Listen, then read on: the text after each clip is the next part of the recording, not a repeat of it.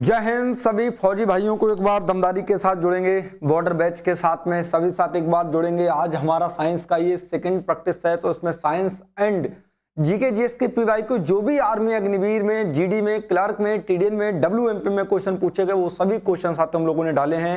एक बार दमदारी के डेली रात 8 बजे से मैंने बताया कि जो प्रैक्टिस सीरीज आपको मिलेगी उस सीरीज को बहुत दमदारी के साथ आपको ज्वाइन करना है। बेहतर तरीके से आप उस सीरीज को ज्वाइन करेंगे दमदारी के साथ में। बात को समझ पा रहे ना? बेहतर तरीके से सीरीज को आपको ज्वाइन करना है। जय हिंद, खुश रहो, वंदे मातरम। चलिए तो शुरू करेंगे सीरीज के लिए। डेली रात 8 बजे आपको ये सीरीज मिलती है, तो सीरीज को आप जरूर ज्वाइन करें क्योंकि बहुत महत्वपूर्ण ये सीरीज है। यहीं से आपका एग्जाम क्लियर होगा और 100% आपको क्वेश्चन मिलेंगे मेरे भाई एग्जाम में, पक्का। चलिए, प्रत्येक क्वेश्चन को कमेंट बॉक्स में कमेंट करते रहना है। प्रत्येक क्वेश्चन का आपको आंसर देना है कमेंट बॉक्स में, ध्यान रखना मेरे भाई। बात को समझ पा रहे हैं? और साथियों, बॉर्डर बैच से जुड़े मात्र 499 में कंप्लीट आपको ये बॉर्डर बैच मिलेगा, जिसमें कंप्लीट क्लासेस के साथ साथ मॉक टेस्ट पेपर भी आपको प्रोवाइड किए जाएंगे। चलिए, बिल्कुल भी समय को बर्बाद नहीं करते हुए बढ़ेंगे आज के सेशन के पहले क्वेश्चन की ओर। गजब सवाल आपके आज के सेशन का पहला क्वेश्चन। आइए, सभी फौजी भाई इस क्वेश्चन का आंसर देंगे। जितने हमारी फौजी भाई हैं सभी फौजी भाई इस क्वेश्चन का आंसर देंगे बहुत ही गंभीरता के साथ में। चलिए, पहला क्वेश्चन आपसे क्या कह रहा है, जल्दी से बताएंगे। क्वेश्चन पहला आपसे कह रहा है, भारतीय संविधान का कौन सा अनुच्छेद राष्ट्रपति के आपातकाल की घोषणा का अधिकार देता है? देखिए, सबसे पहले अगर हम बात करें मेरे भाई राष्ट्रपति से, अगर हम बात करें, जय हिंद इकजाट जी, जय हिंद, हेलो, खुश रहो। एक बार सेशन को अपने दोस्तों में शेयर कर दो, सभी फौजी भाई सेशन को शेयर करें। बात को समझ पा रहे? एक चीज आप समझ लो, देखिए सबसे महत्वपूर्ण चीज मैं आपको बताऊंगा। हमारे संविधान से जो प्रश्न आया है, ये संविधान से क्या क्या आपको याद रखना है। संविधान में सबसे पहले आपको ये याद रखना है कि हमारे संविधान में जो हमारे भाग हैं मेरे भाई, आपको भाग याद रखने हैं। क्या याद रखने हैं? सभी साथियों को हमारे भाग याद रखने हैं, ठीक है। साथ ही साथ में अनुसूचियां याद रखनी है, अनुसूचियां। बात को समझ पा रहे हैं? सभी को मेरे भाई अनुसूचियां याद रखनी है। पहले कितनी थी, अब कितनी है, इन सब चीजों को आपको याद रखना है। मेरे सभी साथी ध्यान रखेंगे, एक एक चीज को आपको याद रखना है। और साथ ही साथ में मेरे भाई आपको ये भी याद रखना है कि कितने आर्टिकल्स हैं, कितने अनुच्छेद हैं। इन सभी चीजों को बहुत डिटेल में आपको याद रखना है।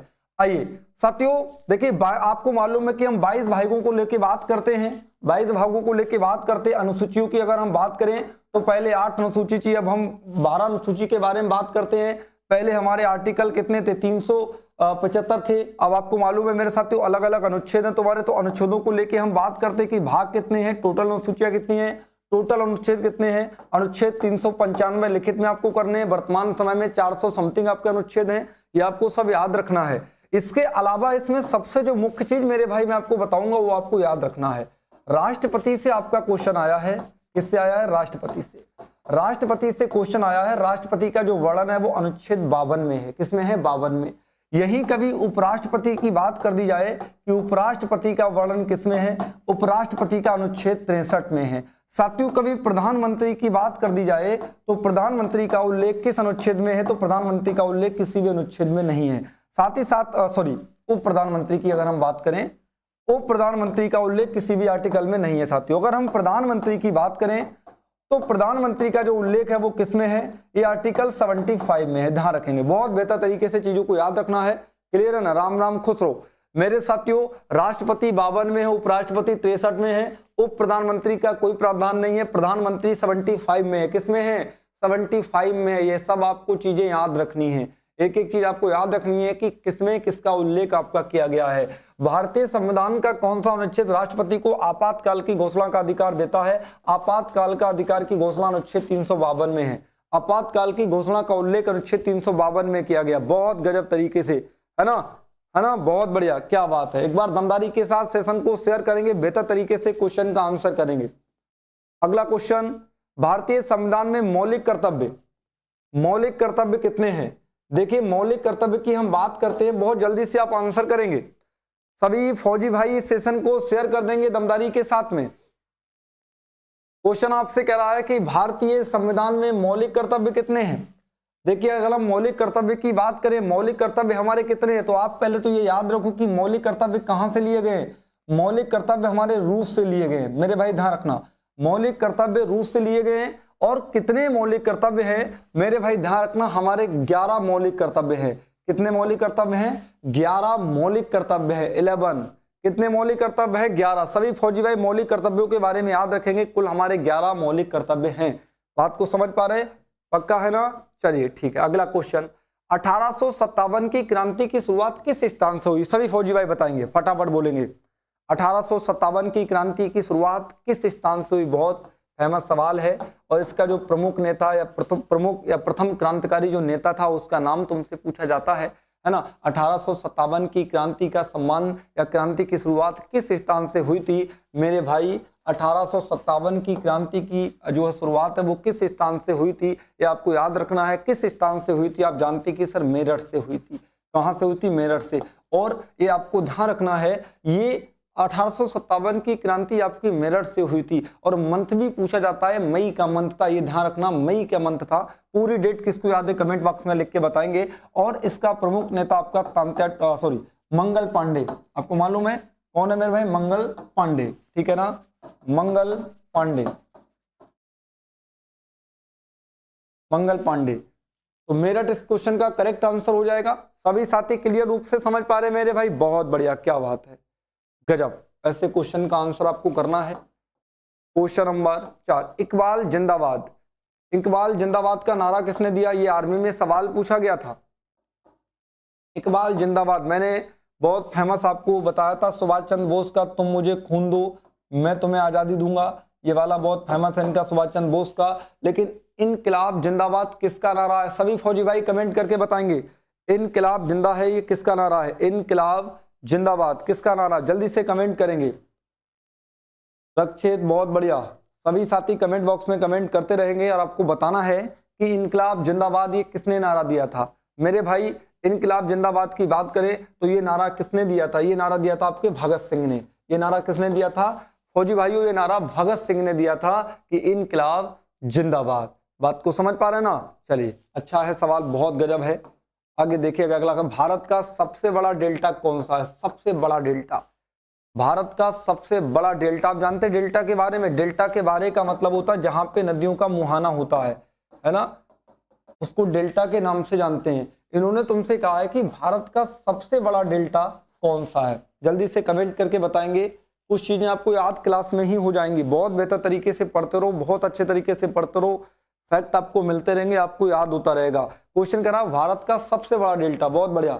मोहित कुमार, रक्षित कुमार, एग्जाट जी, एसएससी स्टूडेंट्स आंसर देते रहिए। भारत का सबसे बड़ा डेल्टा कौन सा? तो भारत का सबसे बड़ा डेल्टा है गंगा ब्रह्मपुत्र डेल्टा है मेरे भाई, इसको याद रखेंगे। भारत का सबसे बड़ा डेल्टा है गंगा ब्रह्मपुत्र डेल्टा।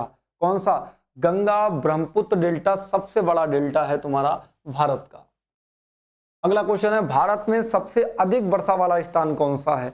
भारत में सबसे अधिक वर्षा कहां होती है? सवाल तुमसे पूछा गया है कि सबसे ज्यादा बारिश कहां होती, कहां भारत में? पूरे भारत की बात की जा रही है। देखिए, भारत में सबसे अधिक वर्षा कहां होती है सवाल पूछा जाता है। अब यहां बहुत समस्या का एक विषय है। पहले हालांकि जब हम लोग पढ़ते थे कि भारत में सबसे अधिक बारिश कहां होती है, तो पहले ताप चेरापूंजी थी। पहले मेरे भाई क्या था? चेरापूंजी। इसलिए यहां पर धान की उगाई सबसे ज्यादा होती थी, धान, क्योंकि जहां बारिश सबसे ज्यादा होगी वहां धान की उगाई सबसे अधिक होगी। लेकिन अब मेरे भाई चेरापूंजी नहीं है। अब चेरापूंजी ना होके तुम्हारा कौन हो गया है? अब हो गया है मानसराम। ये जो तुम्हारा मासिन जो राम है तुम्हारा, ये तुम्हारा हो गया है मेरे भाई। यहाँ पे सबसे अधिक बारिश होती है। बी ऑप्शन के साथ जाएंगे सभी साथी, मासिन राम, बहुत बढ़िया, गजब। बी ऑप्शन जो भी स्टूडेंट कर रहा है वो बिल्कुल करेक्ट है। तो भारत में सबसे अधिक जो वर्षा वाला स्थान है वो तुम्हारा कौन सा है? मासिन राम तुम्हारा है। अच्छा आंसर है, बहुत अच्छे से आप लोग आंसर देते हैं। इसी प्रकार से क्वेश्चन नंबर 6 के हम बी ऑप्शन के साथ जाएंगे। अगला क्वेश्चन देखिए, भारत का केंद्रीय बैंक कौन सा है? केंद्रीय बैंक, केंद्रीय बैंक के बारे में आपसे पूछा गया है ना। बहुत बढ़िया, बेहतर तरीके से आप लोग क्वेश्चन का आंसर करेंगे। भारत का केंद्रीय बैंक किसे कहा जाता है? सेवी बैंक है, नाबार्ड है, या आरबीआई है, या एसबीआई है? भारत का केंद्रीय बैंक साथियों, जो तुम्हारा भारत का केंद्रीय बैंक है वो तुम्हारा आरबीआई है, reserve bank of India, RBI. बताओ कमेंट करके इसके अध्यक्ष कौन है? इसके अध्यक्ष कौन है साथियों? बहुत सवाल पूछा जाता है कि नाबार्ड के अध्यक्ष कौन है? साजी के, साजी साजी के इसके अध्यक्ष हैं, ध्यान रखना मेरे भाई, साजी के इसके अध्यक्ष हैं नाबार्ड के। फटाफट कमेंट करके बताना है कि आरबीआई के अध्यक्ष कौन है। और ये सवाल तुमसे पूछा जाता है कि भारत का केंद्रीय बैंक तुम्हारा कौन सा है, वो हमारा कौन सा है, आरबीआई। आरबीआई इस क्वेश्चन का करेक्ट आंसर होगा, रिजर्व बैंक ऑफ इंडिया। बात को समझ पा रहे, गजब, अच्छा है, बहुत बेहतर है। बात को समझ पा रहे, क्लियर है ना, पक्का है ना, कोई डाउट तो नहीं किसी के लिए? बेहतर तरीके से एक बात जोरों शोरों से सेशन को, इसके जो अध्यक्ष तुम्हारे हैं, भारत का केंद्रीय बैंक तुम्हारा कौन सा है, आरबीआई है। इसके अध्यक्ष के बारे में मैंने तुमको बहुत क्लियरली रूप में बताया कि इसके अध्यक्ष तुम्हारे कौन है। अध्यक्ष के बारे में बहुत डिटेल से तुमको मैंने समझाया, ये चीज आपको बहुत क्लियरली समझ में आई होगी। अगला क्वेश्चन देखिए, योजना आयोग की जगह किस स्थान ने ली है? योजना आयोग की जगह, मेरे भाई योजना आयोग की बात की जा रही है। जो तुम्हारा योजना आयोग है, जल्दी से कमेंट करेंगे सभी फौजी भाई, योजना आयोग की बात करते हैं। इन्होंने कहा कि योजना आयोग की जगह किस संस्था ने ले ली है? योजना आयोग की जगह किस संस्था ने ले ली? जो तुम्हारी योजना आयोग है, योजना आयोग, योजना आयोग की जगह किस संस्थान ले लिए? ये संस्थान है तुम्हारी नीति आयोग। नीति आयोग, बात को समझ, नीति आयोग ने ले ली है। सवाल ये है, कमेंट करके बताना है कि नीति आयोग का गठन कब हुआ था। कमेंट करके बताना है नीति आयोग का गठन कब हुआ था। दिमाग पे थोड़ा प्रेशर आप भी डालिएगा कि नीति आयोग का गठन कब हुआ, ये मैं आगे आपको बताऊंगा। बट योजना आयोग की जगह किस संस्था ने ले ली मेरे भाई? वो नीति आयोग ने तुम्हारी ले ली है। अगला क्वेश्चन, भारत का राष्ट्रीय खेल सरकारी रूप से क्या है? सरकारी रूप से पूछा गया है। ये भी सवाल देखना, गलती मत करियो, गलती करोगे सभी फौजी भाई, गलती नहीं करना यहाँ पर। ये बहुत महत्वपूर्ण सवाल है, स्टार बनाने लायक ये सवाल है। तुमसे करा कि भारत का राष्ट्रीय खेल सरकारी रूप से क्या है? भारत का राष्ट्रीय खेल पूछा गया है मेरे भाई। राष्ट्रीय खेल के बारे में तुमसे पूछा गया कि भारत का राष्ट्रीय खेल सरकारी रूप से क्या है।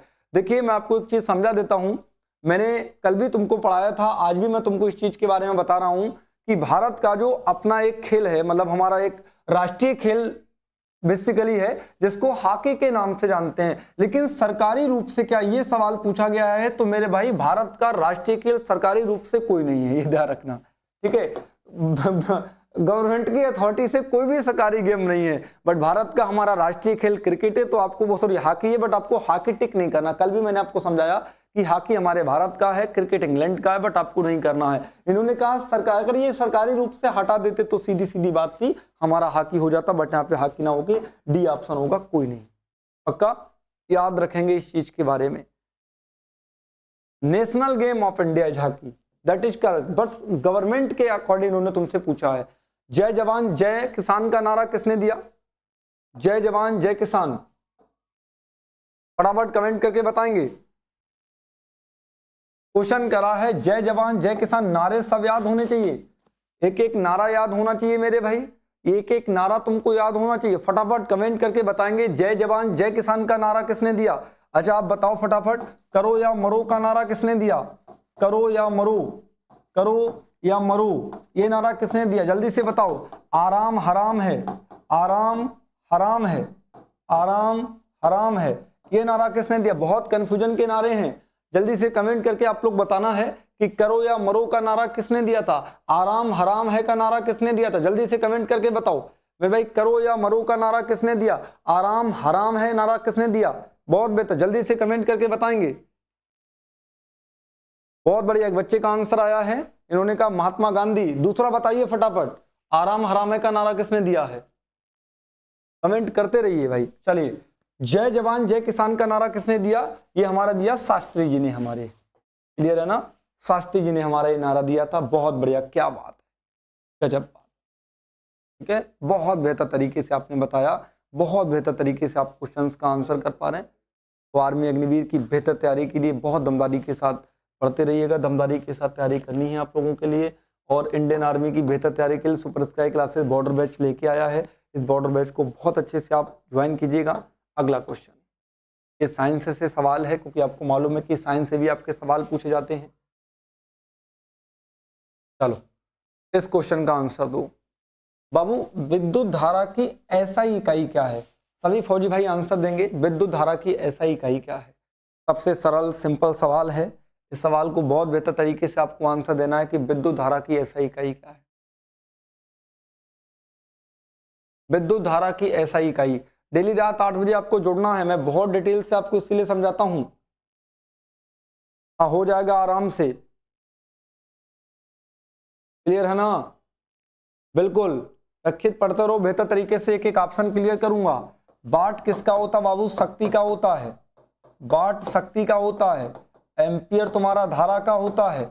ओम तुम्हारा प्रतिरोध का होता है। किसका होता है? प्रतिरोध का होता है। साथ ही साथ में वोल्ट तुम्हारा विभव का होता है मेरे भाई, विभव का होता है। तो विद्युत धारा का ऐसा ही मात्रक एम्पियर होता है, याद रखेंगे इसको। बेहतर है ना? पक्का एक एक क्वेश्चन बताएंगे, चिंता नहीं करना है, बस पढ़ते रहिए। जितने भी क्वेश्चन छूटे सब क्वेश्चन आपको मिलेंगे, एक एक क्वेश्चन कराएंगे, कोई क्वेश्चन नहीं छोड़ेंगे, सब चीजें करा देंगे। किसको किस चीज की उपाधि दी गई, कौन सा नारा किसने दिया, ये साइंस से सवाल है। सवाल को देखेगा, इन्होंने कहा दर्पण में प्रतिबिंब की दूरी किसके बराबर होती है। मेरे भाई दर्पण के बारे में आप जानते हैं? नहीं जानते तो आप जान लो। देखिए दर्पण है, दर्पण को हम यहाँ पर 3 प्रकार से क्लासिफाइड करेंगे। बेसिकली 2 ही दर्पण हम यहाँ पर होते हैं, तुम्हारे समझेंगे अच्छे से, ठीक है। दर्पण 2 प्रकार के हैं। एक गोलीय दर्पण तुम्हारा होता है। कौन सा दर्पण है मुन्ना? एक गोलीय दर्पण है। एक तुम्हारा समतल दर्पण होता है, एक समतल दर्पण है, ठीक है मेरे भाई। गोलीय दर्पण 2 प्रकार का होता है। एक तुम्हारा अवतल दर्पण होता है। कौन सा बोलो? एक अवतल दर्पण है। एक तुम्हारा उत्तल दर्पण होता है। एक उत्तल दर्पण होता है, ये तुमको याद रखना होगा। दर्पण में प्रतिबिंब की दूरी किसके बराबर होती है मेरे भाई? प्रतिबिंब बनता किसका है, ये तुमको ध्यान रखना होगा। बताओ प्रतिबिंब किसका बनता है मेरे भाई? प्रतिबिंब वस्तु का बनता है। किसका बनता है? वस्तु का। तो दर्पण में प्रतिबिंब की दूरी किसके बराबर? वस्तु की दूरी के, बिल्कुल नहीं, फोकस दूरी नहीं, वस्तु की दूरी के बराबर। वस्तु की दूरी के बराबर होता है। वस्तु दूरी के बराबर होता है। वस्तु की दूरी, ये तो एक ही जैसे ऑप्शन है, इसको टिक कर दीजिएगा। वस्तु की दूरी के बराबर। बात को समझ पा रहे? इन्होंने कहा है कि दर्पण में प्रतिबिंब की दूरी किसके बराबर होती है? वस्तु दूरी के बराबर होती है। आओ अगले क्वेश्चन की ओर बढ़ेंगे। पीएच 7 किसका सूचक है? आओ पीएच के बारे में भी मैं आपको सिखा देता हूं। एक बार सभी साथी सेशन को शेयर करेंगे। सभी फौजी भाई बहुत ताबड़तोड़ तरीके से क्वेश्चन को आपको करना है, बहुत अच्छे अच्छे क्वेश्चन आपको मिलेंगे। पीएच सूचक मेरे भाई, पीएच सूचक क्या बताते हैं? सबसे पहले हम पीएच सूचक के बारे में जानते हैं, बहुत कायदे में आप समझना। पीएच सूचक क्या होता है? पीएच सूचक समझो पहले। पीएच सूचक ये होता है, ये बेसिकली अम्लीयता क्षारीयता के बारे में बताता है। पीएच सूचक ये बताता है कि कोई भी पदार्थ क्या अम्लीय है या क्षारीय है या उदासीन है। ऐसा है उदासीन। पीएच स्केल के बारे में साइंटिस्ट सोरेनसन ने बताया था। याद रखना, कभी पूछा जाता है कि पीएच पैमाने के बारे में किस वैज्ञानिक ने बताया था? सोरेनसन ने बताया था। पीएच स्केल में होता क्या है? एक इस प्रकार का स्केल होता है, एक मिड पॉइंट होता है। ये 7 मिड में 7 होता है मुन्ना, ध्यान रखना। मिड में 7 होता है, फिर 7 से घटता हुआ चला जाता है, 6 बनता है। आप ऐसे करके याद रखेंगे, आपको 6 मिलता है, फिर आपको 5 मिलता है, फिर आपको 4 मिलता है, यहाँ आपको 8 मिलता है, आपको 9 मिलता है, आपको 10 मिलता है, ऐसे करके मिलता है। और ध्यान दीजिएगा, जो 7 वाला होता है, 7 वाला, ये इसको उदासीन कहते हैं सर। क्या कहते हैं? उदासीन। ये न्यूट्रल होता, उदासीन होता है। और 7 से कम जिसका भी होगा सर, 7 से कम जिसका भी होगा, ये तुम्हारा अम्लीय कहेगा। 7 से कम जिसका भी होगा वो अम्लीय कहलाएगा, और 7 से अधिक जिसका भी होगा वो तुम्हारा क्षारीय कहलाएगा, क्षारीय कहलाएगा। और तुम कहोगे सर ये कहां तक जाएगा? ये नीचे 3 मिलेगा, 2 भी मिलेगा, 1 भी मिलेगा, 0 भी मिलेगा। कभी कभी तो एग्जामिनर बड़ा खतरनाक है, वो कहता है कि एक विलेन है जिसका पीएच मान 0 है, तो उसकी प्रकृति क्या होगी? तो उसकी प्रकृति उदासीन, बच्चे टिक कर देते, बट उदासीन टिक नहीं करनी है, क्योंकि उसकी तो अम्लीय हो जाएगी भाई। तो पीएच मान 7 किसके बराबर है बोलो? उदासीन के बराबर। किसके बराबर है? उदासीन के बराबर। और अगर किसी विलेन का पीएच मान 0 है तो उसका क्या हो जाएगा? अम्लीय। गलती मत करना, 0 वाला बहुत सवाल आता है, ठीक है, मैंने आपको समझा दिया। इसीलिए इसका एग्जाम्पल जैसे NaCl होता है ना, NaCl भी तुम्हारा क्या है? NaCl भी तुम्हारा 0 होगा। NaCl सोडियम क्लोराइड, ये भी तुम्हारा जो है उदासीनी कहलाएगा। इसको ध्यान रखना आप लोग, पक्का। तो अगर किसी विलेन का पीएच मान 7 है तो वो उदासीन कहलाएगा, 7 से कम है तो अम्लीय कहलाएगा, और 7 से अधिक है तो वो क्षारीय कहलाएगा। स्टेनलेस स्टील में कौन सी धातु मिलाई जाती है? अच्छा सवाल है। बहुत अच्छा सवाल है। पहले मैं इसके बारे में आपको थोड़ा सा बताता हूं, क्योंकि आर्मी में सवाल पूछा गया था, ये सवाल आर्मी में तुम्हारा पूछा गया। बाबू ये स्टेनलेस स्टील है क्या? ये बेसिकली एक मिश्र धातु है। मिश्र धातु कौन सी धातु? मिश्र धातु। वे धातुएं जो दो या दो से अधिक धातुओं के मिश्रण से मिलकर बनी होती हैं, दो धातुओं से मिलकर बनी होती हैं, दो धातुओं से, दो धातुओं से मिलकर बनी होती है। दो या दो से अधिक, सॉरी, दो या दो से अधिक, माफी चाहूंगा, दो या दो से अधिक धातुओं से मिलकर बनी होती है, उनको हम क्या कहते हैं? मिश्र धातु के नाम से जानते हैं। अलग अलग प्रतिशत संगठन होता है मेरे भाई। जैसे हमारी जो क्या नाम तुम्हारा है, ये पीतल, पीतल क्या है? पीतल एक मिश्र धातु है। पीतल क्या है? ये भी एक मिश्र धातु है। ऐसे स्टेनलेस स्टील कौन सी धातु मिलाई जाती है? इस धातु में क्रोमियम मिलाई जाती है। ध्यान रखना, स्टेनलेस स्टील में कौन सी मिश्र धातु में कौन सी धातु मिलाई जाती है? ये क्रोमियम का प्रतीक तुम्हारा Cr होता है, सीसा का Pb होता है, तांबा जो तुम्हारा है जस्ता Zn होता है, जिंक होता है, और तांबा आप जानते हैं कि तांबा हमारा कॉपर, ये Cu होता है। ठीक है, इन समस्त प्रकार के सिंबल को भी तुमको याद रखना है, कभी वो तुमसे पूछ सकता है। मेरे सभी फौजी भाई डेली जुड़ेंगे रात के 8 बजे से। मैं समझा रहा हूं मानव हृदय में कितने कक्ष हैं, कल भी मैंने तुमको ये सवाल पढ़ाया, मैं आज भी पढ़ा रहा हूं, फटाफट कमेंट करके बताओ। गर्ल्स हाइट कम होना चाहिए, 150 समथिंग 150 समथिंग होगा। ठीक है, इन्होंने कहा मानव हृदय में कोष्ठकों की संख्या, ये सवाल आपका आर्मी में पूछा गया, ये भी जीडी में पूछा गया। जल्दी से कमेंट करके बताओ, एक एक भाई का कमेंट होना चाहिए। सभी साथी कमेंट करो, डेली क्लास लो, 100% स्कोर बढ़ने लगेगा, क्वेश्चन मिलने लगेंगे, क्वेश्चन फंसने लगेंगे, अच्छा लगेगा फिर आपके लिए। ठीक है, जब तक नहीं पढ़ते तब तक हमको लगता है डेली क्लास को लो। मानव हृदय में कितने कक्ष होते हैं? ये आर्मी जीडी में सवाल पूछा गया मेरे भाई। मानव जो हृदय है, मानव हृदय में कितने कक्ष होते हैं? मानव हृदय में तुम्हारे 4 कक्ष होते हैं, मैंने तुमको पढ़ाया। मानव हृदय में कितने कक्ष होंगे तुम्हारे मेरे भाई? 4 कक्ष होंगे। कमेंट बॉक्स में कमेंट करके बताओ, मस्तिष्क में कितने भाग होते हैं?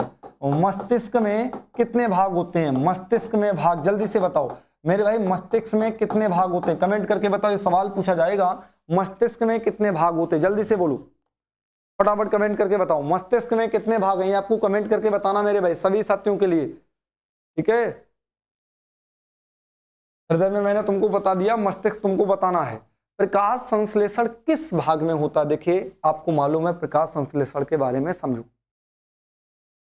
फोटोसिंथेसिस जो प्रोसेस है, प्रकाश संश्लेषण, इसके बारे में जानो मेरे भाई। प्रकाश संश्लेषण एक ऐसी प्रक्रिया है जिसमें पेड़ पौधे जो हैं वो अपना जो भोजन है वो सूर्य के प्रकाश के माध्यम से बनाते हैं। सूर्य के प्रकाश के माध्यम से अपना भोजन बनाते हैं। ध्यान रखना, ये सूर्य के प्रकाश से अपना भोजन बनाते हैं। कौन? पेड़ पौधे सूर्य के प्रकाश से अपना भोजन बनाते हैं। लेकिन मेरे भाई, सूर्य के प्रकाश से पेड़ पौधे अपना भोजन बनाते हैं, वो कैसे अपना भोजन बनाते हैं? किस भाग पे क्रिया होती है? क्या जड़ पे होती, तना पे होती है, पत्ती पे होती, कहां पे क्रिया होती है? तो प्रकाश संश्लेषण किस भाग में होता है? जो फोटोसिंथेसिस की क्रिया, जो प्रकाश संश्लेषण की क्रिया होती है, वो किस पार्ट में होती है, ये जानना जरूरी है मेरे भाई। तो ये तुम्हारी होती है क्लोरोप्लास्ट में। किसमें होती है? नॉट माइटोकॉन्ड्रिया, ये क्लोरोप्लास्ट में होती है मेरे भाई, क्योंकि नाभिक से मतलब नहीं, भित्ति से मतलब नहीं है, माइटोकॉन्ड्रिया मतलब नहीं है, ये क्लोरोप्लास्ट से होती है, आप जानते हैं। क्लियर है ना? आप जाते हैं, पेड़ पत्तियां हैं, पेड़ है, पेड़ की जितनी भी तुम्हारी पत्तियां होती है मेरे भाई, पत्तियां, वो समस्त पत्ती का रंग तुम्हारा हरा होता है। ये किस कारण हरा होता है? क्लोरोफिल के कारण होता है। क्लोरोफिल, क्लोरोफिल के कारण ये हरा होता है। ये सवाल WMP में पूछा गया। क्लोरोफिल के कारण पेड़ पौधों की जो पत्तियां हैं उनका रंग हरा होता है। ये किस कारण हरा होता है मेरे भाई? क्लोरोफिल के कारण हरा होता है। इसको ध्यान रखना, बहुत गजब सवाल था, क्लोरोप्लास्ट हो गया। ठीक है, कोशिका भित्ति आप जानते हैं, कोशिका भित्ति जो कवर होता है, पेड़ की जो त्वचा होती है, जो बकली होती है, उसको हम भित्ति के नाम से जानते हैं। अगला सवाल, ध्वनि निर्वात में क्यों नहीं चलती? ये सवाल मैंने कल ध्वनि के बारे में पढ़ाया था, पहले ध्वनि के बारे में जान लो। फटाफट सभी हमारे भाई क्वेश्चन का आंसर देंगे। जितने फौजी भाई सभी आंसर करो एक बार दमदारी के साथ में। आरोश्री, तिलक जाट जी बहुत बढ़िया, PC राजपूत जी बेहतर है, रक्षित कुमार जी बहुत गजब। डेली क्लास को लो, मस्त मजा आएगा यार, डेली क्लास को पढ़ो, गजब तरीके से पढ़ो, मजा कर देंगे क्लास में। इन्होंने कहा है कि ध्वनि निर्वात में क्यों नहीं चलती, अब भाई मैंने तुमको बताया था ना कि ध्वनि, साउंड के बारे में क्या मैंने तुमको बताया, साउंड के बारे में तुमको मैंने क्या बताया, ध्वनि के बारे में मैंने क्या बताया कि ध्वनि जो तरंगे हैं वो अनुदैर्ध्य होती हैं। ये तो याद कर लेना, फैक्ट पॉइंट है ये कैसी अनुदैर्ध्य, इंग्लिश में लॉन्गिट्यूडनल बोलते हैं, अनुदैर्ध्य। फिर मैंने बताया कि इनके संचरण के लिए माध्यम चाहिए होता है, माध्यम की आवश्यकता होती है, आवश्यकता होती है। आप कहोगे सर माध्यम क्या है, माध्यम जैसे गैस है, वायु है, विभिन्न प्रकार की ऑक्सीजन हैं, तो इसके लिए इसको माध्यम चाहिए होता है मेरे भाई, माध्यम चाहिए होता है। लेकिन निर्वात क्या होता है, निर्वात एक ऐसा स्थान है जहां पे कोई गैस नहीं है, जहां पे कोई माध्यम ही नहीं है, कोई माध्यम नहीं है। तो ध्वनि निर्वात में क्यों नहीं चलती, ऊर्जा नहीं होती, ऐसा नहीं है, क्योंकि वहां पे क्या नहीं होता है, माध्यम नहीं होता है, वहां पे मीडियम नहीं होता है, ध्यान रखना। लेकिन प्रकाश जो होता है वो निर्वात में चलता है, बहुत तेजी से धमाधम धमाधम धमाधम बहुत तेजी से ट्रेवल करता है, उसको बड़ा मजा आता है।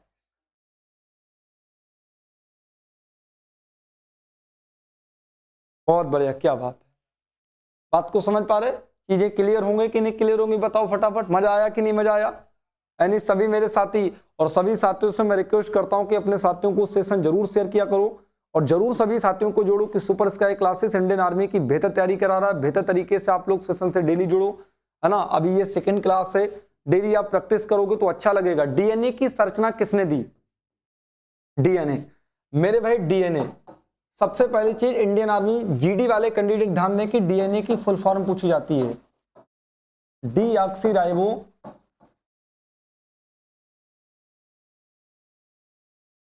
न्यूक्लिक अम्ल, ठीक है, ये इसकी फुल फॉर्म होती है, ऐसी आरएनए की होती है, राइबोस न्यूक्लिक अम्ल।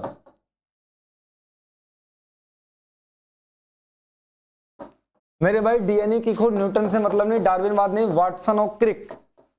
मेंडल ने तो अपना प्रयोग किया था मटर के पौधे पे, आप जानते हैं, डार्विनवाद ने तो ऊंट की गर्दन पे प्रयोग किया था, न्यूटन का तो इनसे कोई संबंध नहीं, तो वाटसन और क्रिक हो जाएगा। ऑप्शन को एलिमिनेट करने की भी कोशिश करने लगो, सवाल बनने लगेगा। बहुत बढ़िया, सवाल देखे रहिएगा आप लोग, अच्छे से आंसर करिएगा सभी साथीगण, है ना, बहुत बेहतर सवाल है। ओजोन परत किस मंडल में पाई जाती, बहुत इंपॉर्टेंट सवाल है, और ये मैं कहता हूं कि ये सबसे इंपॉर्टेंट सवाल है, ये तुमको ध्यान रखना है, ये सबसे इंपॉर्टेंट सवाल है, ये भी तुमको याद रखना। यहां से कितने सवाल बना के दूंगा तुम समझ नहीं सकते हो। ओजोन परत किस मंडल में पाई जाती है, देखिए ओजोन परत की बात करें, यहां पे 4 परतों का विवरण है, पहली परत, दूसरी परत, तीसरी परत, चौथी परत। बाबू ध्यान रखना, सबसे ऊपरी परत जो तुम्हारी है इसको हम आयन मंडल कहते हैं, आयन मंडल। यह सवाल पूछा जाता है कि ओजोन परत की सबसे ऊपरी परत को क्या कहते हैं, आयन मंडल कहते हैं, पहला सवाल बन गया। सबसे निचली परत को हम क्षोभ मंडल कहते हैं, क्षोभ मंडल के नाम से जानते हैं। फिर आपको मिलता है मध्य मंडल, फिर आपको मिलता है समताप मंडल। मेरे भाई ध्यान रखना, ओजोन परत किस मंडल में पाई जाती है, ओजोन परत आपकी समताप मंडल में पाई जाती है, समताप मंडल में। कहां पाई जाती है, समताप मंडल में ओजोन परत पाई जाती है। सबसे ठंडी परत आपकी क्षोभ मंडल होती है, ध्यान रखना। और एक चीज में आप सबसे जो ठंडी परत होती है वो तुम्हारी मध्य मंडल होती है, सबसे ठंडी परत तुम्हारी मध्य मंडल होती है। ये भी सवाल पूछा जाता है कि सबसे ठंडी परत तुम्हारी कौन सी है, ये तुम्हारी मध्य मंडल होती है, और क्षोभ मंडल सबसे निचली परत होती है, ये भी तुमको याद रखना है ना। तो ओजोन परत किस मंडल में पाई जाती है, ये समताप मंडल में पाई जाती है, पक्का है ना। सबसे ठंडी आयन होती है, सबसे ठंडी मध्य होती है और आयन ऊपरी होती है, और क्षोभ मंडल सबसे नीची होती है, बस इतना ध्यान रखना। बन गया सवाल, कुछ ना करना। रक्त का लाल रंग किससे होता है, मैंने आपको समझाया था। नर्सिंग का सवाल है, WMP TDN का सवाल है, यही सवाल पूछे जाते हैं। फटाफट मेरे सभी भाई आंसर करेंगे बेहतर तरीके से, है ना। GK GS साइंस के क्वेश्चंस है, बहुत बेहतर तरीके से GK GS साइंस के क्वेश्चंस को आपको पढ़ना है। इन्होंने कहा है कि रक्त का लाल रंग किससे किससे होता है, रक्त का लाल रंग किससे होता है, ये सवाल करा। देखिए अगर हम ब्लड की बात करें, रक्त की हम बात करते हैं, जैसे रक्त आपका ब्लड है और इसका रंग कैसा होता मुन्ना, इसका रंग लाल होता है। वो किस कारण होता है इसका रंग लाल, किससे होता है? आप जानते हैं कि रक्त में हीमोग्लोबिन पाया जाता है, हीमोग्लोबिन में आरबीसी होते हैं, रेड ब्लड सेल्स। क्लियर, क्या होता है? Red blood cells. तो रक्त का रंग लाल किसके कारण होता है? हीमोग्लोबिन के कारण। ये तो सभी को पता होना चाहिए मेरे भाई, हीमोग्लोबिन के कारण होता है। सभी साथी आंसर करते रहेंगे। इंडियन आर्मी की बेहतर तैयारी के लिए बॉर्डर बैच को ज्वाइन करें। अगला क्वेश्चन, भारत का पहला उपग्रह, ये अच्छा सवाल है, भारत का पहला उपग्रह कौन सा है? भारत का पहला उपग्रह जल्दी से कमेंट करके बताओ, भारत का पहला उपग्रह कौन सा है? कौन बताएगा मेरा भाई कमेंट करके, भारत का पहला उपग्रह। जल्दी से बोलेंगे भारत के पहले उपग्रह के बारे में कि भारत का पहला उपग्रह कौन सा है? उपग्रह, उपग्रह अंत सैटेलाइट हैं जो ग्रह के चारों ओर चक्कर लगाते हैं, ये भी आप जानते होंगे, यानी भाई तो भारत का पहला उपग्रह कौन सा है तुम्हारा?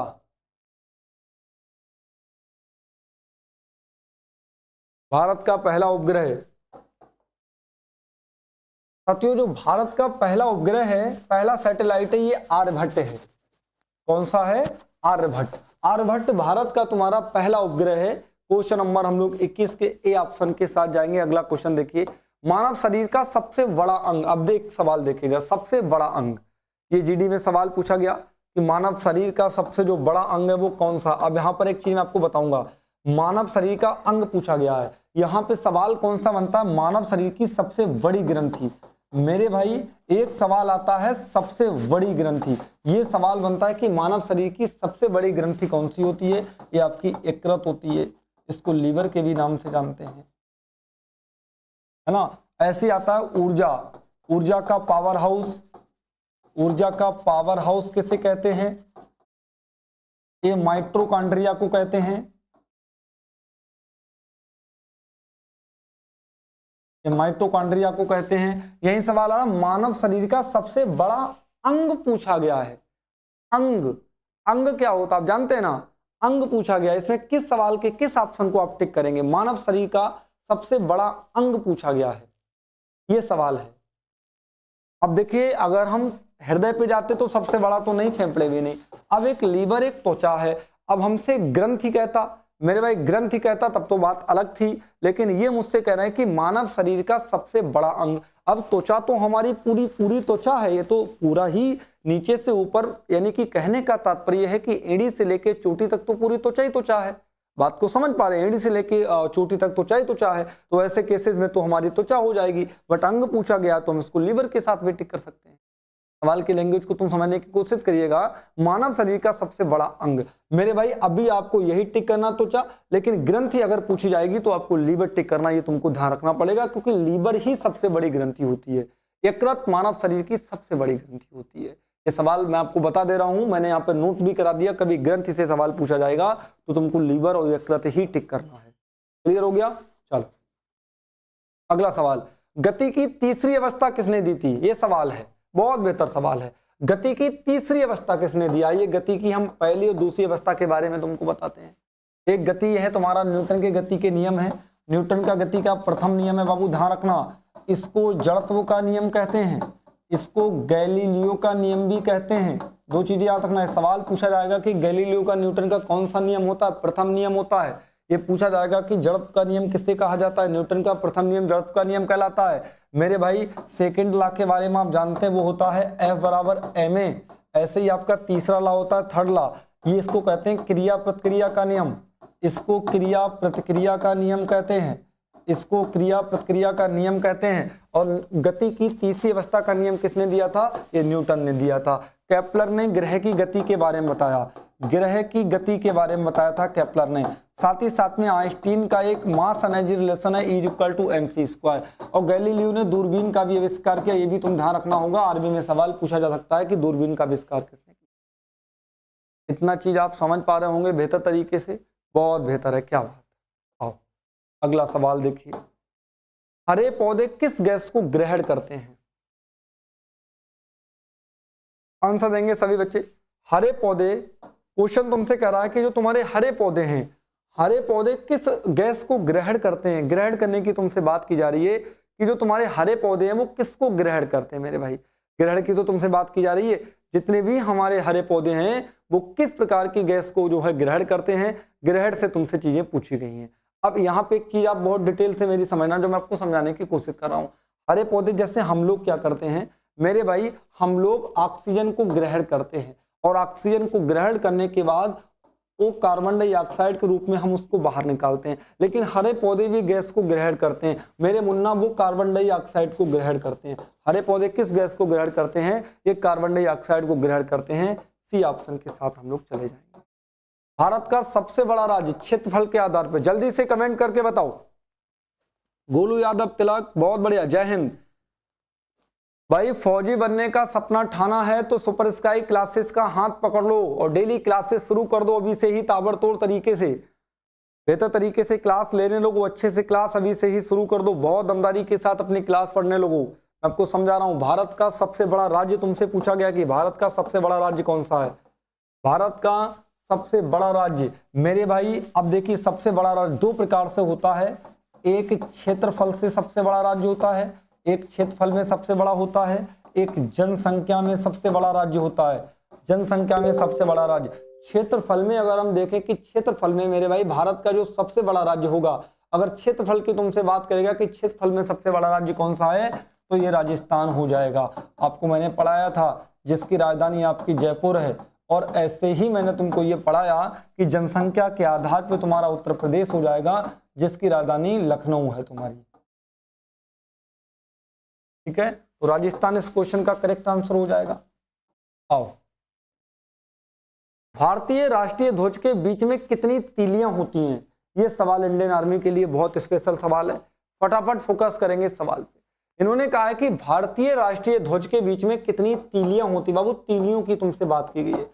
भारतीय राष्ट्रीय ध्वज, कल मैं चर्चा कर रहा था इसी चीज पे और मैंने कहा कि कैसे कैसे सवाल बनते हैं इंडियन आर्मी में। सभी फौजी भाई कमेंट करें, तीलियों की संख्या सबको याद होनी चाहिए भाई, तीलियों की संख्या तो पता होनी चाहिए ना। डेली रात में 8 बजे जुड़ जाया करो, डेली मैं आपको समझाने की कोशिश कर रहा हूं। डेली क्लासेस को लो, डेली क्लासेस को ज्वाइन करो, ताबड़तोड़ तरीके से आर्मी की तैयारी सुपर स्काई क्लासेस से जुड़ के करो।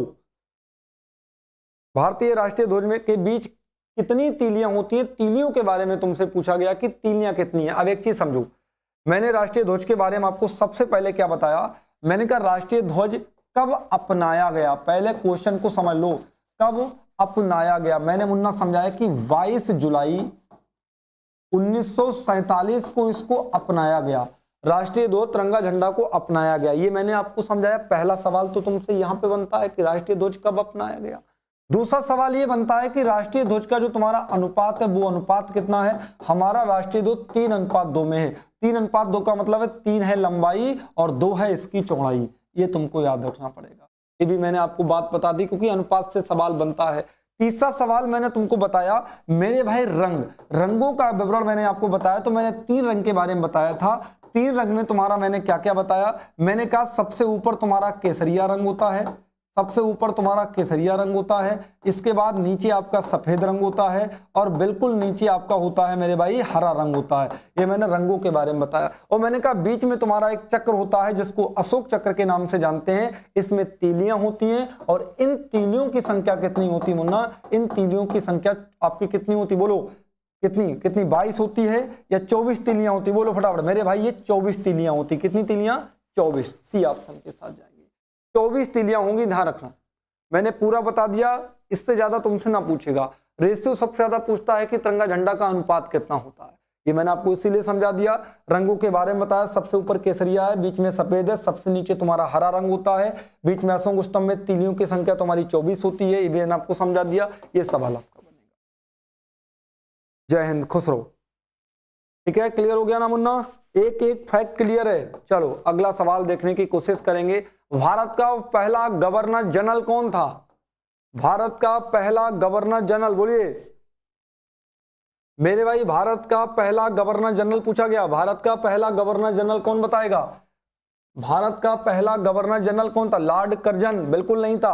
ए ससुरे ने तो बंगाल विभाजन कराया, बंगाल विभाजन इसी के समय में हुआ था, विभाजन इसी के समय में हुआ था, है ना। बंगाल विभाजन 1905 में हुआ था, आपको याद होना चाहिए। वारेन हेस्टिंग बिल्कुल सच आंसर है, वारेन हेस्टिंग भारत का पहला गवर्नर जनरल वारेन हेस्टिंग था, वारेन हेस्टिंग पहला गवर्नर जनरल था। क्लियर है ना। चलो अगला क्वेश्चन देखिएगा, अगला क्वेश्चन है संविधान सभा के अस्थायी सदस्य। मैंने यहां पर भी कई सवाल आपको बताए थे और सवाल आपको याद होने चाहिए, सभी साथियों के लिए मैंने समझाया था। फटाफट इस क्वेश्चन का आंसर दो।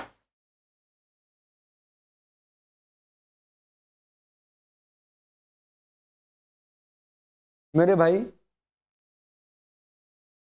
इस क्वेश्चन का आंसर दो।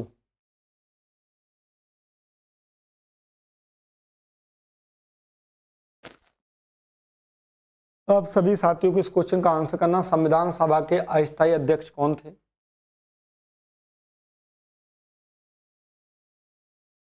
संविधान सभा के अस्थायी अध्यक्ष समझो।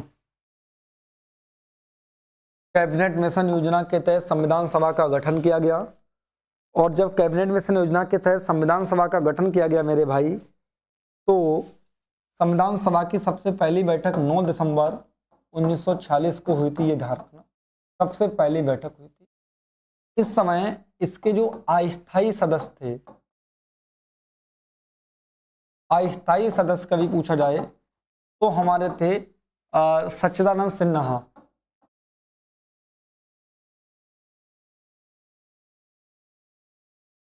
और मैंने कहा अगर स्थायी सदस्य के बारे में तुमसे पूछा जाए कि इसके स्थायी सदस्य कौन थे, तो मेरे भाई स्थायी सदस्य थे डॉक्टर राजेंद्र प्रसाद। मैंने कहा अगर सलाहकार की बात करें कि हमारे बी.एन. राव थे संवैधानिक सलाहकार। मैंने कहा कि अगर आपसे यह कहा जाए कि इसके उपाध्यक्ष कौन थे, तो कृष्णमाचारी थे। इससे ज्यादा तुमसे क्या पूछेगा? किस योजना के तहत या किस मिशन के तहत संविधान सभा का गठन किया गया? तो यह कैबिनेट मिशन योजना था। किस प्रकार से गठन हुआ? अप्रत्यक्ष रूप से हुआ। अप्रत्यक्ष मतलब होता है जनता के द्वारा ना होना। तो संविधान सभा का अस्थायी सदस्य कौन था? सच्चिदानंद सिन्हा। ध्यान रखेंगे, सी ऑप्शन के साथ जाएंगे।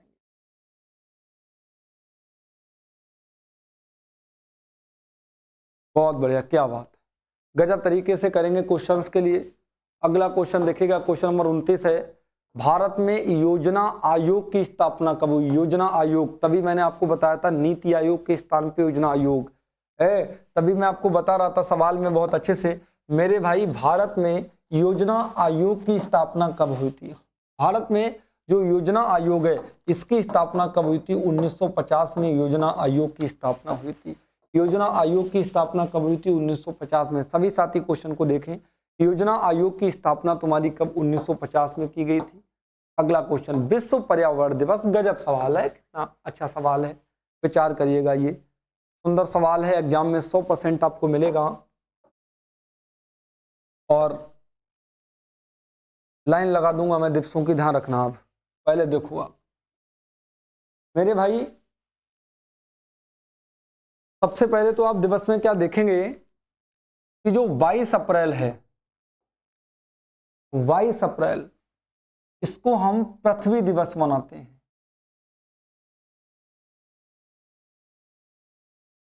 5 जून को पर्यावरण दिवस मनाते हैं, पर्यावरण दिवस 5 जून को मनाते हैं। 16 जून को ओजोन दिवस मनाते हैं, ओजोन दिवस मनाते हैं। 21 मार्च को वन दिवस मनाते हैं, और इसको ध्यान रखना है कि वन दिवस के साथ साथ मेरे भाई हम लोग ग्लेशियर दिवस भी मनाते हैं। ये मैंने आपको बताया। साथ ही साथ में तुमसे पूछा जाएगा कैंसर दिवस 4 फरवरी को। ये तुमको याद रखना बहुत बेहतर तरीके से, जितनी भी चीजें मैं आपको बता रहा हूं। ये वन दिवस आपको याद रखना, ग्लेशियर दिवस आपको याद रखना है, और मेरे भाई 22 मार्च को कौन सा दिवस मनाया जाता है इसके बारे में भी तुमको याद रखना है, ठीक है ना। 22 मार्च को कौन सा दिवस मनाया जाता है? 22 मार्च को तुम्हारा जल दिवस मनाया जाता है, ये तुमको याद रखना है, ठीक है। वन दिवस मैंने बता दिया, जल दिवस मैंने आपको बता दिया कब मनाया जाता है। और अगर तेही पे मैं बात करता हूं, 23 अप्रैल को पुस्तक एवं कॉपीराइट दिवस मनाया जाता है। पुस्तक एवं कॉपीराइट दिवस, कॉपीराइट दिवस। यही मेरे भाई 25 जनवरी को मतदान दिवस मनाया जाता है, मतदान दिवस। 24 जनवरी को राष्ट्रीय बालिका दिवस मनाया जाता है।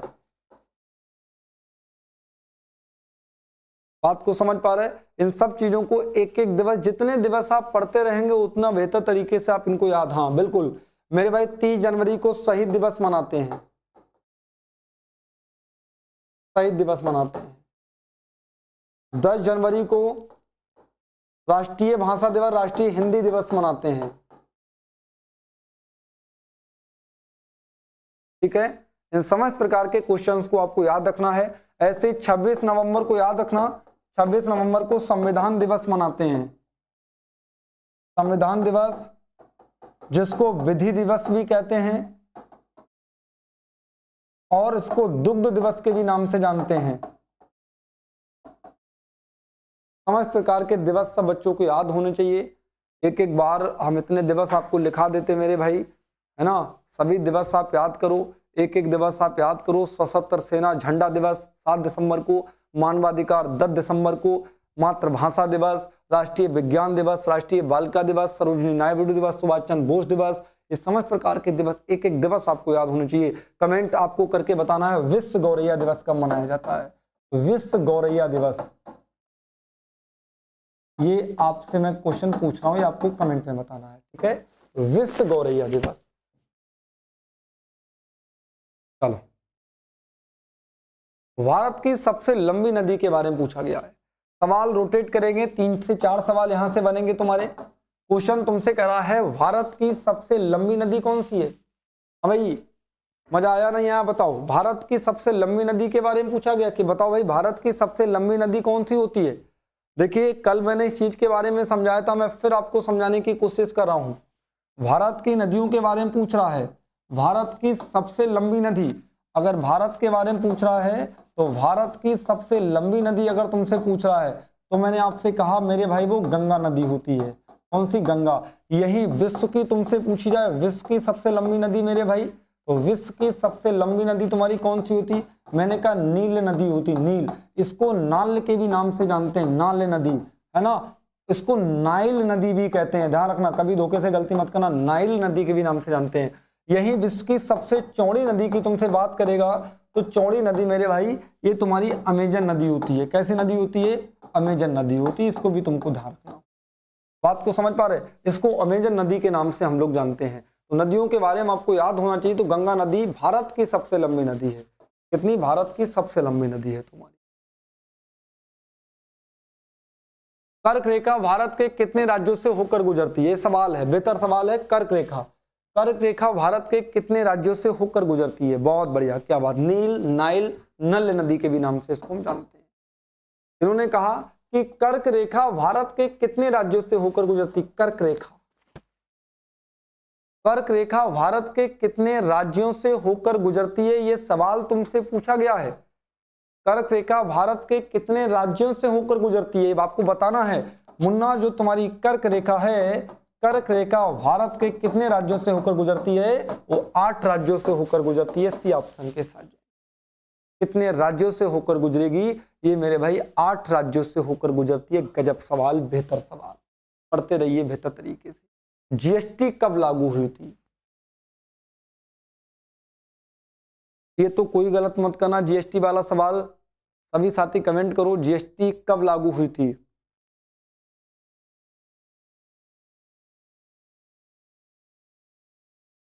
गोलू यादव, ध्रुव, बहुत बेहतर। जीएसटी कब लागू हुई? जीएसटी को कब लागू किया गया मेरे भाई? जीएसटी को कब लागू किया गया? देखिए जीएसटी की बात करें और आपको मालूम है 2025-26 के बजट के अनुसार जो हमारी दर में वृद्धि हुई है वो 7.3% की वृद्धि हुई है। लेकिन आपको वो नहीं सब याद करना है जीएसटी लागू कब हुआ, ये आपको याद करना है मेरे भाई। जीएसटी सबसे पहली चीज की 2017 में। अरे मेरे पप्पू सिंह, ये तो आपको ध्यान ही नहीं देना है कि आपको ये ध्यान दो कि 2017 आपको ध्यान देना है। ये सबसे अच्छी चीज है क्योंकि विकल्प में केवल एक ही 2017 का ऑप्शन है, वरना भ्रमित तो आपको तब करता 1 अगस्त 2017, 2 अगस्त मतलब 1 जुलाई 2017, 1 अगस्त 2017, 1 अक्टूबर 2017, तो वहां पे कंफ्यूजन क्रिएट होती है। बट यार नहीं होगा, सी ऑप्शन सिंपल है। 1 जुलाई 2017 को मेरे भाई, 1 जुलाई 2017 को तुम्हारा जीएसटी लागू की गई थी, है ना? क्या लागू की गई थी? जीएसटी लागू की गई थी। कमेंट करके बताओ नोटबंदी कब हुई थी? नोटबंदी कब हुई थी? कमेंट करके बताना किस मतलब ईयर में हुई थी। और आरबीआई का मुख्यालय कहां है? RBI, reserve bank of India. इसके अध्यक्ष मैंने पूछे थे, याद कर लेना, संजय मल्होत्रा। बढ़िया, सबके अध्यक्ष तुम्हें याद हो जाएंगे। आरबीआई का मुख्य मतलब मुख्यालय कहां है? और देखिए आप एक चीज और भी याद रखो, एक एक चीज ऐसे प्रश्न याद रखना, मैं डेली आपको 2-4 प्रश्न लिखा दिया करूंगा। जैसे एक प्रश्न आता है chief of defence staff, chief of, सवाल आता है chief of defence staff, defence staff ये कौन है? ये सवाल आता है चीफ ऑफ डिफेंस स्टाफ, इनका नाम क्या है? जनरल अनिल चौहान, ऐसे करके आपको याद रखना है ना? ऐसे आता है वायुसेना, वायुसेना के प्रमुख कौन हैं? वायुसेना के प्रमुख तुमसे पूछे जाएंगे कि बताओ भाई वायुसेना के प्रमुख कौन है? तो वायुसेना के हैं अमरप्रीत,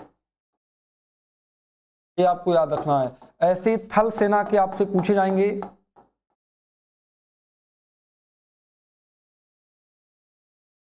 थल सेना से भी आप याद कर लेंगे। थल सेना का बेसिकली ये तुम्हारे दिनेश समथिंग नाम है, दिनेश चंद्र करके आप याद रख लेंगे। तो ऐसे करके अगर आप याद रख लेंगे तो मेरे को लगता है कि आप आसानी से बहुत अच्छे से आप कर पाएंगे, कोई दिक्कत होगी नहीं आप लोगों के लिए, बेहतर तरीके से याद कर लेंगे, है ना? उपेंद्र जी, हाँ एक उपेंद्र भी हैं। थल सेना के कौन है? दिनेश जी। वायुसेना के तो अमरप्रीत जी हैं। चीफ ऑफ डिफेंस के अनिल चौहान जी हैं। ठीक है, आप इसको एक बार चेक कर लेना, थल सेना के लिए चेक कर लेना क्योंकि उपेंद्र जी भी हैं तुम्हारे। हाँ, तो आरबीआई का मुख्यालय कहाँ है बाबू? ये मुंबई में है तुम्हारा। ठीक है, इसका मुख्यालय कहाँ है? मुंबई में, ध्यान रखना बाबू। आरबीआई का मुख्यालय रिजर्व बैंक ऑफ इंडिया का मुंबई में। भारत रत्न प्राप्त करने वाले पहले व्यक्ति कौन है? भारत रत्न, भारत रत्न प्राप्त करने वाले पहले व्यक्ति कौन है मेरे भाई? भारत रत्न की बात करें, भारत रत्न प्राप्त करने वाले पहले व्यक्ति, सबसे पहले हम बात करते हैं डॉक्टर राजेंद्र प्रसाद की। डॉक्टर राजेंद्र प्रसाद पहले ऐसे व्यक्ति हैं जो अब तक 2 बार राष्ट्रपति बने हैं, 2 बार राष्ट्रपति बने हैं। और साथ ही साथ मेरे साथियों इनको भारत रत्न मिला, भारत रत्न प्राप्त करने वाले पहले व्यक्ति हैं डॉक्टर राजेंद्र प्रसाद। सबसे पहला जो तुम्हारा भारत रत्न मिला वो डॉक्टर राजेंद्र प्रसाद जी को मिला था। बेहतर तरीके से आप इस क्वेश्चन का भी आंसर करें। 36 नंबर, राष्ट्रीय गीत वंदे मातरम। कल भी मैंने तुमको समझाया, मैंने आपको ये बहुत बेहतर तरीके से मैंने बताया कि मेरे भाई ये दोनों चीजों को आपको याद रखना है। एक तो वंदे मातरम आपको याद रखना है और राष्ट्रीय गीत, राष्ट्रीय गान ध्यान रखेंगे। राष्ट्रीय गीत, राष्ट्रीय गीत किसने गाया, किसने लिखा, सॉरी राष्ट्रीय गान, राष्ट्रीय गीत क्या है तुम्हारा? और राष्ट्रीय गीत आप जानते हैं, और राष्ट्रीय गान जनगण मन है, ये वंदे मातरम है। ये तुम्हारे कौन है? बंकिम चंद्र चटर्जी,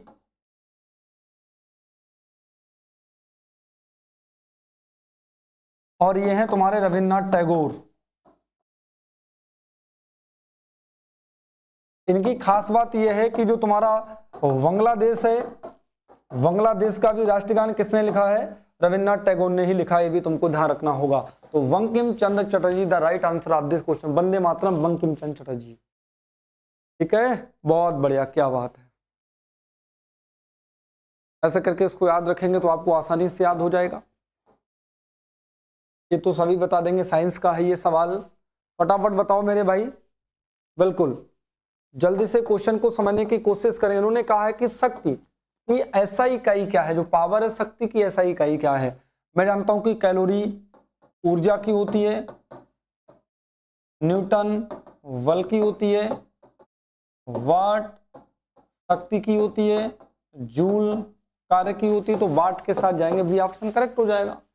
खत्म गेम बी ऑप्शन के साथ।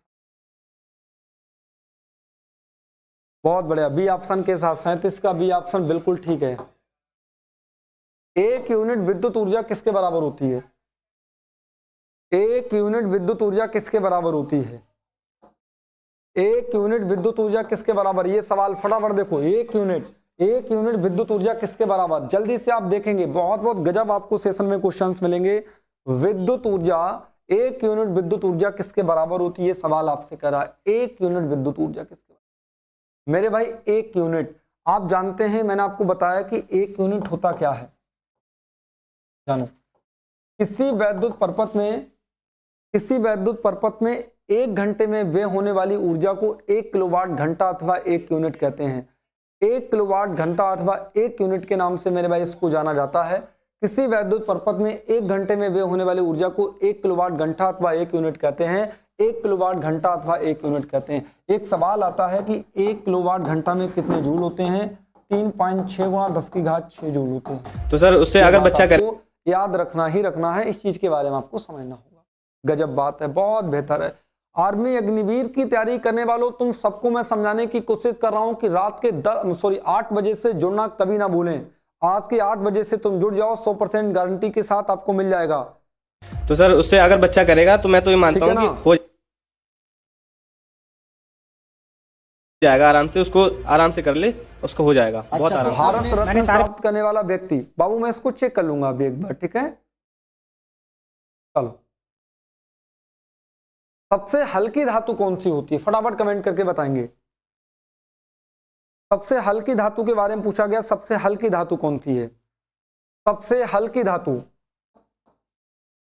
क्वेश्चन आपसे कह रहा है, क्वेश्चन पे फटाफट फोकस करेंगे। इन्होंने कहा है कि सबसे हल्की धातु कौन सी है? जितनी भी धातुएं हैं, ये तुम्हारा लोहा है, आयरन इसका प्रतीक Fe होता है, ये एल्युमिनियम तुम्हारा Al होता है, ये लिथियम तुम्हारा Li है, ये सोडियम तुम्हारा Na है। तुमसे कह रहा है कि सबसे हल्की धातु कौन सी होती है? लिथियम। सबसे हल्की धातु लिथियम कौन सी है? लिथियम। बोलो इसका परमाणु क्रमांक कितना होता है? सर 3 होता है। फटाफट कमेंट करके आंसर करेंगे मेरे भाई, सी ऑप्शन के साथ जाएंगे। लिथियम इस क्वेश्चन का करेक्ट एंड राइट आंसर हो जाएगा। H2SO4 किसका सूत्र होता है?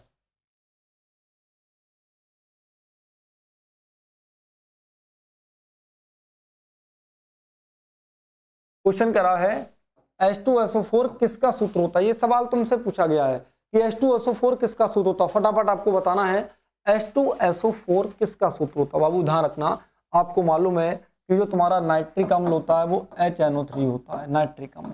हाइड्रोक्लोरिक अम्ल HCl होता है, सल्फ्यूरिक अम्ल H2SO4 होता है। कमेंट करके बताओ कि कार्बोनिल अम्ल का सूत्र क्या है। तो इस क्वेश्चन का करेक्ट आंसर तुम्हारा सल्फ्यूरिक अम्ल हो जाएगा। और सल्फ्यूरिक अम्ल को हम अम्लों का राजा भी कहते हैं, अम्लों का राजा। अम्लों का राजा सल्फ्यूरिक अम्ल कहलाता है। तेजाबो बैटरियों में जो पड़ा होता है वो तुम्हारा H2SO4 होता है। 40 के सी ऑप्शन के साथ जाएंगे। H2SO4 किसका सूत्र होता है मेरे भाई? सल्फ्यूरिक अम्ल का फॉर्मूला रहता है। इंडियन आर्मी की बेहतर तैयारी के लिए बॉर्डर बैच को ज्वाइन करें। प्ले स्टोर पर जाके सुपर क्लासेस के ऐप को डाउनलोड करके बॉर्डर बैच आपको मिलेगा। मानव शरीर में रक्त का पीएच मान, ये बड़ा अच्छी बात है। मैं कुछ पीएच मान आपको लिखा रहा हूं। देखिए पीएच मान में क्या है कि कुछ चीजें हैं जिनको आपको ध्यान रखना है ना। पीएच मान में कुछ पीएच मान में आपको लिखा रहा हूं, वो पीएच मान आपको याद कर लेने हैं, किसका कितना पीएच मान होता है। जैसे मानव शरीर में रक्त का पीएच मान है, खैर कोई बात नहीं, ध्यान रखना। सबसे पहले मैं आपको बता रहा हूं, ध्यान दो मेरे भाई। सबसे पहले आप याद रखो नींबू का पीएच मान कितना होता है? 2.3 होता है, कभी आपको 2.4 भी मिल जाएगा, तो उसमें बहुत ज्यादा भयभीत या परेशान होने का जो है विषय नहीं होगा। आपको दूध का याद रखना, दूध का होता है 6। आपको मूत्र का याद रखना है, मूत्र का होता है 6.6, ठीक है ना। दूध का 6, मूत्र का छक्के छुड़ाना, ठीक है, मूत्र का 6 हो जाएगा। इसी के अलावा अगर मैं तुमसे बात करूं मेरे भाई, अगर हम रक्त की बात करें, रक्त का तुम्हारा 7.4 होता है। यही मैं समुद्री जल की बात करूं, समुद्री जल की बात करूं तो इसका होता है 8.4। 8.4 तुम्हारा समुद्री जल का पीएच मान होता है। ऐसे पीएच मान तुमको याद रखने हैं। समुद्री जल का भी बहुत पूछा जाता, बट हमारा रक्त का तुम्हारा 7.4 हो जाएगा, 7.4 है ना। कभी नींबू में धोखे से 2.4 भी लिखा हुआ मिल सकता है, तो 2.4 भी तुम्हारा नींबू का होता है, ठीक है। बहुत सही, अच्छा सवाल है, बहुत बेहतर तरीके से आपने इसको समझा। इंसुलिन हार्मोन्स किस अंग से निकलता है, ये आप लोगों को बताना है, जल्दी से कमेंट करके बताओ। भाई आपको मालूम है भाई 60 नंबर का मामला है। आप सभी साथी मेरी लैंग्वेज को समझने की कोशिश कर पा रहे हैं, जितनी भी चीजें मैं तुमको समझाने की कोशिश कर रहा हूं। इंडियन आर्मी में आपको फौजी बनना है, WMP में, TDN में, NA में, GD में, क्लर्क में आप फॉर्म अप्लाई कर रहे हैं, ट्रेडमेंस में, है ना, बहुत बड़ी बात है। तो डेली आप रात 8 बजे से क्लास ज्वाइन करो। मैं बहुत गजब, बहुत दमदार क्वेश्चंस का कलेक्शन आपको दूंगा जो आर्मी आपसे पूछती है। मेरे भाई इंसुलिन हार्मोन्स किस अंग से निकलता है, किस अंग से निकलता है? तो इंसुलिन हार्मोन तुम्हारा अग्न्याशय से निकलता है। सी ऑप्शन के साथ जाएंगे। एकरत तो टिक करना नहीं, हृदय गुर्दा से तो वैसे नहीं निकलेगा, एकरत तो होगा नहीं, ठीक है। धोखे से कहीं एकरत टिक कर दोगे तो विवाद की स्थिति क्रिएट हो जाएगी। ग्रीन हाउस गैस नहीं है, green house gas. Green house gases के बारे में बात करी गई है कि ग्रीन हाउस गैस कौन सी नहीं है तुम्हारी। ग्रीन हाउस गैस नहीं है, सवाल पे फोकस करना, कौन सी ग्रीन हाउस गैस नहीं है। अच्छा, आप एक अम्ल वर्षा के बारे में जानते हैं? अम्ल वर्षा, मैं आपको एक चीज बताता हूं, अम्ल वर्षा के बारे में समझो।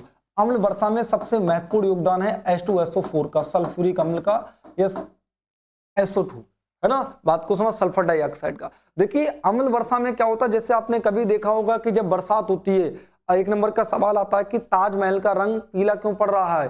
ताजमहल का रंग पीला किस कारण पड़ता है? तो ध्यान रखना, अम्ल वर्षा टिक करना है, किस कारण? अम्ल वर्षा के कारण पीला पड़ता है, इसको ध्यान रखना। ग्रीन हाउस गैस नहीं है। Carbon dioxide green house gas होती है मेरे भाई, और ये तुम्हारी क्या नाम, मेथेन तुम्हारी ग्रीन हाउस गैस है। नाइट्रोजन ऑक्साइड भी तुम्हारी, लेकिन जो तुम्हारी नाइट्रोजन गैस होती है ग्रीन हाउस गैस नहीं होती है। सी ऑप्शन के साथ रहेंगे। सबसे तेज चलने वाली तरंग कौन सी है? सबसे तेज कौन सी तरंग सबसे तेज चलती है, हायर स्पीड कितनी है, ये बताना।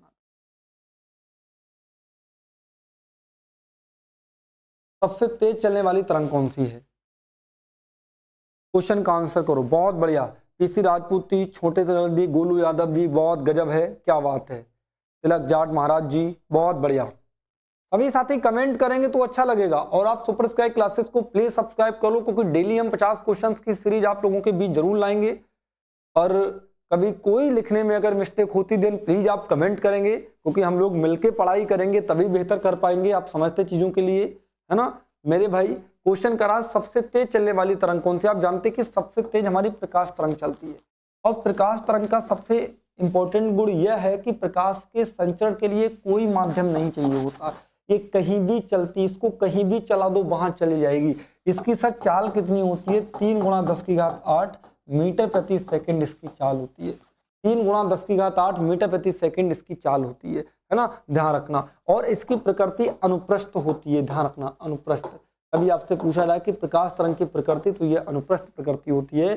44 के सी ऑप्शन के साथ जाएंगे। सी इस क्वेश्चन का करेक्ट आंसर हो।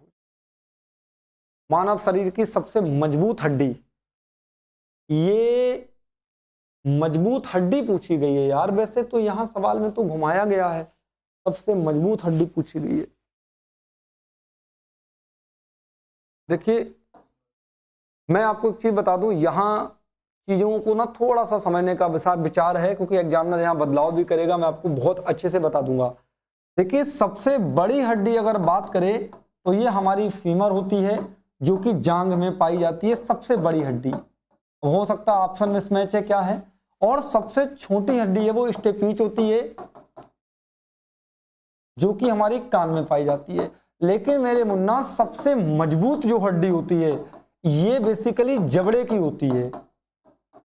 अब हो सकता है इन्होंने दिया नहीं है, यहाँ पर जबड़ा नहीं दिया, फिलहाल जबड़े की हड्डी सबसे मजबूत होती, बट ऐसे देखिए रीढ़ में तो मजबूत नहीं करेंगे ना, एक डंडा मार दो तो रीढ़ की तो गुड़िया टूट जाएगी, है ना, तो रीढ़ तो मजबूत नहीं है। खैर बात को समझ पा रहे, पसलियां तो वैसे ही खत्म हो जाए, पसलियों में तो घूसा मार दो एकदम, और धर्मेंद्र अमिताभ बच्चन वाला मामला तो ये भी ना होगा, है, बात को समझ पा रहे। तो इस चीज के बारे में आप समझने की कोशिश करें कि मानव शरीर की सबसे मजबूत हड्डी की बात करेंगे तो अगर अब यहाँ पे तो आप फीमर ही टिक कर देंगे क्योंकि रीढ़ तो होगा नहीं, बट जबड़े की हड्डी सबसे मजबूत होती है।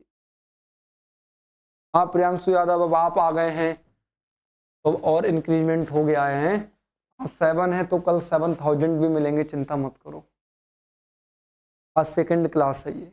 चलो इतनी बात क्लियर हो गई। तो मैंने आपको तरीका बता दिया बाबू, एग्जाम में ना फंसने का तरीका मैंने बता दिया कि आप कैसे एग्जाम में ना फंसे, वो तरीका मैंने तुमको बता दिया। किस विटामिन की कमी से रतौंधी होती है, फटाफट देखो जल्दी से कमेंट करके बताएंगे किस विटामिन की कमी से रतौंधी होती है, किस विटामिन की कमी से रतौंधी। विटामिन बी की कमी से बेरी बेरी, विटामिन बी की कमी से, सी की कमी से स्कर्वी, डी की कमी से रिकेट्स और ए की कमी से रतौंधी। रतौंधी ए की कमी से होती है, रतौंधी, डी ऑप्शन के साथ जाएंगे, डी करेक्ट आंसर हो जाएगा। भारतीय थल सेना दिवस, भारतीय सेना दिवस कब मनाया जाता है, एक कल जैसा सवाल बिल्कुल लग रहा है। भारतीय सेना दिवस ये तुमसे पूछा गया है, भारतीय सेना दिवस कब मनाया जाता है, जल्दी से बताओ भारतीय सेना दिवस कब मनाया जाता है। भारतीय सेना दिवस, बहुत बेहतर है।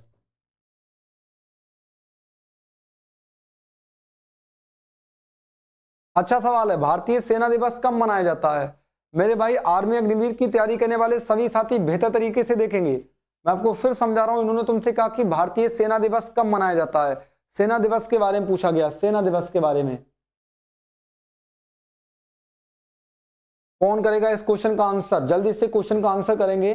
भारतीय सेना दिवस, एक चीज आप ये जान लो, देखिए 26 जनवरी को तो हम गणतंत्र दिवस मनाते हैं,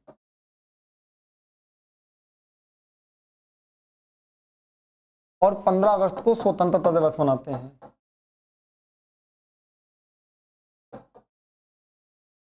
और आप जानते हैं कि 15 जनवरी को हम भारतीय सेना दिवस या थल सेना दिवस मनाते हैं।